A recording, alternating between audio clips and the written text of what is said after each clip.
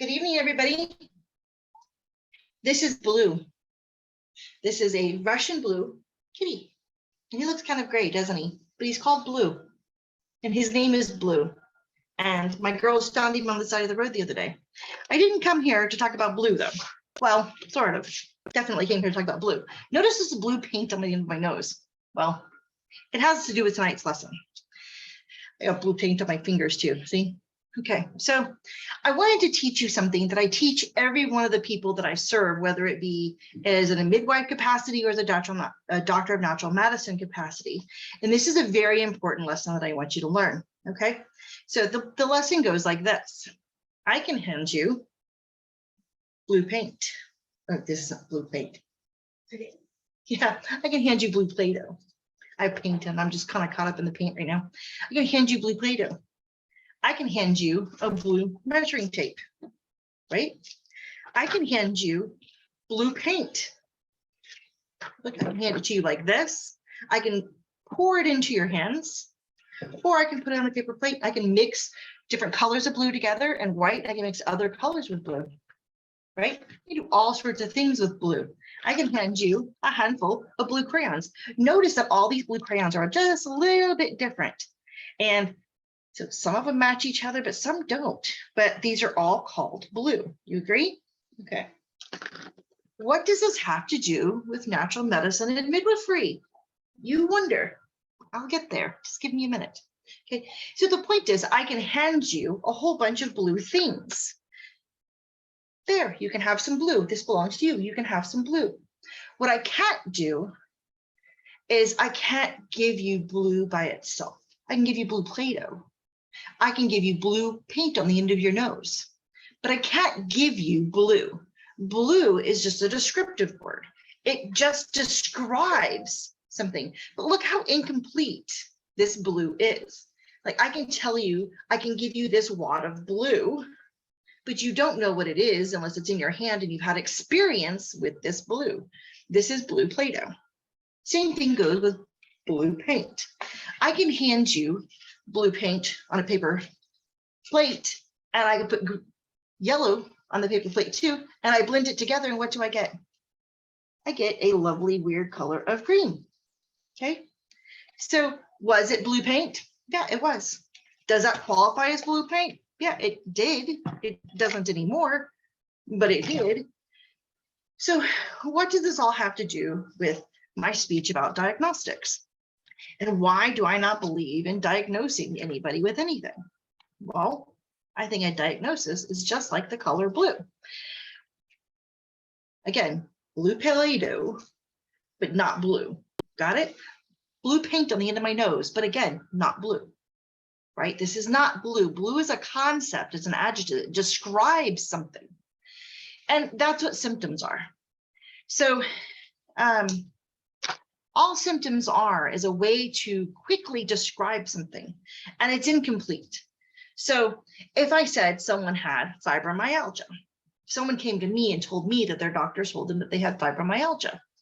That's wonderful. Well, I would like to hear what your list of symptoms are that you had gathered together and then named fibromyalgia, right? Because I can't hand you fibromyalgia. I can't give you a handful of fibromyalgia. As a matter of fact, there's no real test for fibromyalgia. The test that exists for fibromyalgia is testing for inflammation, not actually something called fibromyalgia. Diabetes, again, is a list of symptoms. I can't hand you and give you diabetes. That's not possible, okay? So I kind of want to get this in your mind that there are some things that are tangible, like blue Play-Doh, and some things that are not, like the concept of blue. Everyone who describes blue will give us a different description. So the cat is still here. I can pick the kitty back up and say, this is blue. And your description of this kitty would be far different than your description of this Play-Doh, right? So let's get back to what a diagnosis is.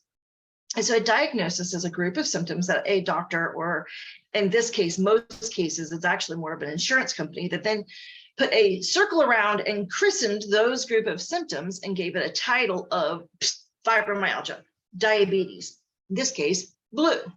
So while this is correct, this is blue, this is also correct, that these are also blue. And the end of my nose is also blue. This measuring tape is also blue, but they're far different. And we don't know what caused this Play-Doh, right? So what caused this Play-Doh, right? There was intent, there was cause, there was chemical reactions, there was years of experiencing. There's a lot of things that cause this Play-Doh, and it's probably not the same things that cause these crayons. Probably not the same company. Probably not the same intention. Probably not the same use. So what I'm asking you to do is consider that there's something different. So the majority of people will go around chasing a diagnosis. They'll go around and they'll spend years and years and years and money and doctor after doctor after doctor to get their list of symptoms christened.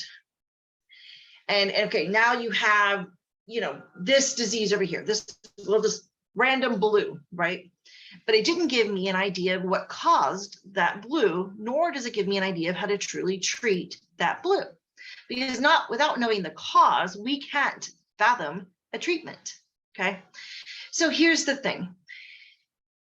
There are some things, like some symptoms that are actually caused by things like folic acid, or folate deficiency, or folic acid toxicity, or aspartame toxicity. There are some things caused from lack of sleep, lack of hydration, lack of exercise. There are symptoms that are actually grouped in there. And sometimes the symptoms are actually caused by a behavior or a deficiency or an imbalance somewhere. And that's what I want to talk to you about. Like, that's what this is all about. That's why I opened the school, because I think that we need to have a better awareness of looking for the catalyst, looking for what caused the XYZ or the PDQ, instead of just being willing to call it blue. Okay, so as you go forward, know that I opened up a school. We're going to be covering a lot of really amazing books. We're going to be covering my education, my experience, the people I've helped, and case stories from outside for people who have already healed themselves. We're going to talk about the catalyst of illnesses. We're going to talk about discomfort. And we're going to talk about symptoms in the perspective of, yes, we should look at the holistic person, the whole person together. But be willing to figure out that sometimes you can have blue paint and yellow paint, and all you get is the green color.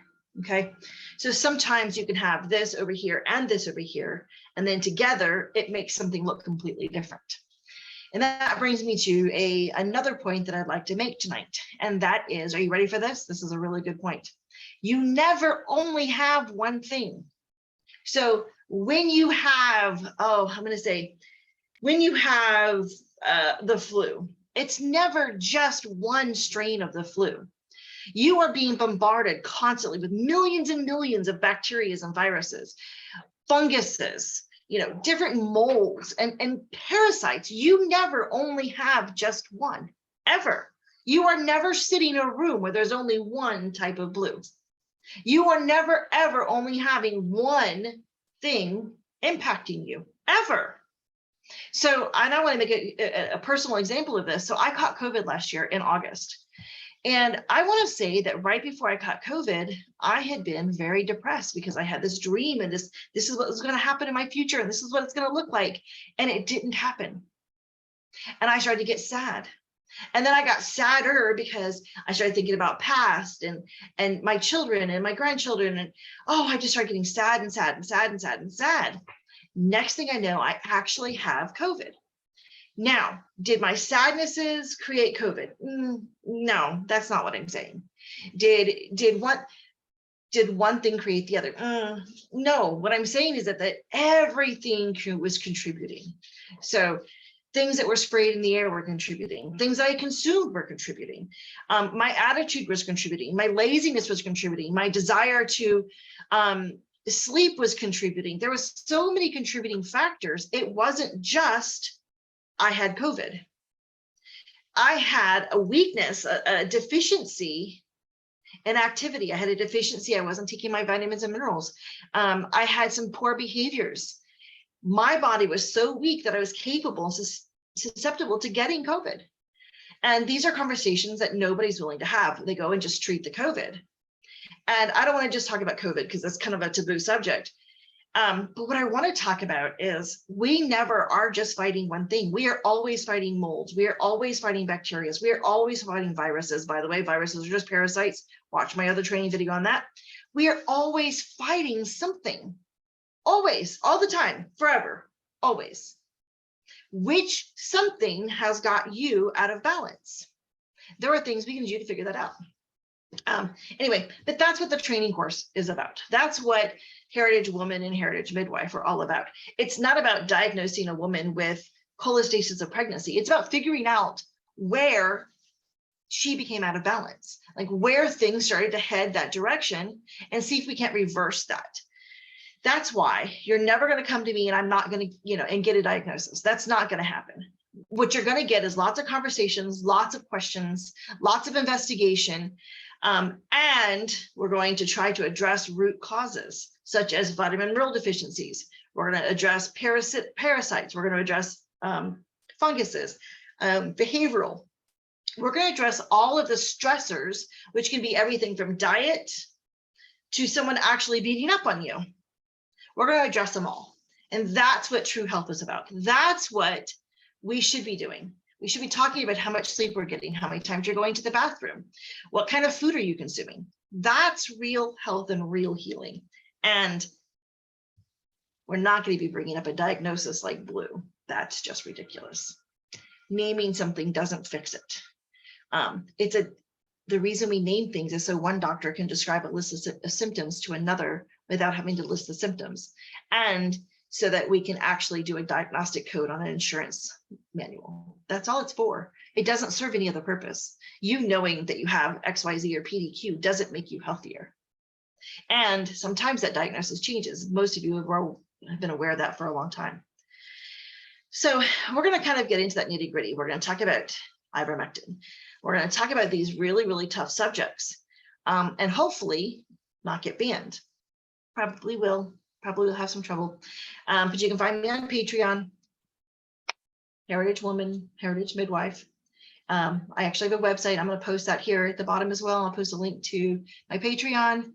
Come learn, come share, come be part of the community, come join with others, and let's learn functional medicine together. All right, guys, we'll talk to you later.